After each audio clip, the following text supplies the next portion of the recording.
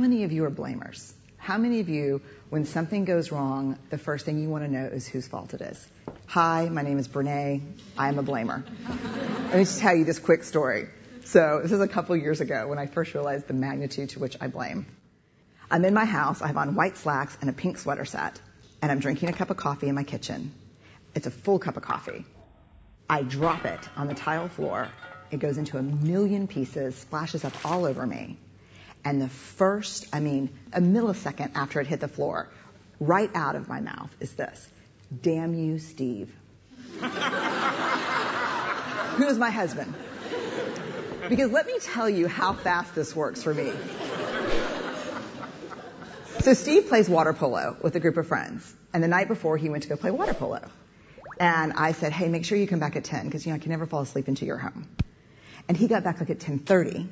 And so I went to bed a little bit later than I thought. Ergo, my second cup of coffee that I probably would not be having had he come home when we discussed. Therefore,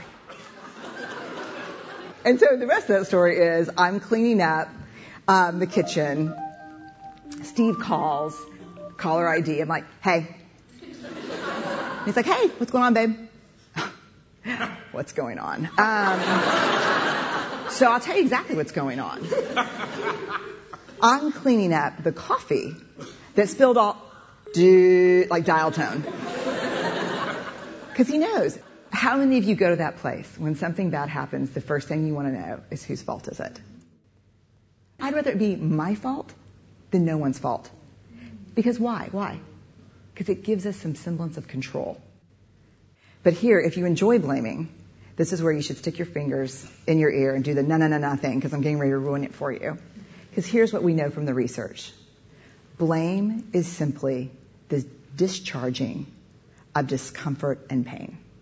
It has an inverse relationship with accountability. Accountability, by definition, is a vulnerable process. It means me calling you and saying, hey, my feelings were really hurt about this, and talking. It's not blaming. Blaming is simply a way that we discharge anger. People who blame a lot seldom have the tenacity and grit to actually hold people accountable, because we expend all of our energy raging for 15 seconds and figuring out whose fault something is. And blaming is very corrosive in relationships, and it's one of the reasons we miss our opportunities for empathy. Because when something happens and we're hearing a story, we're not really listening.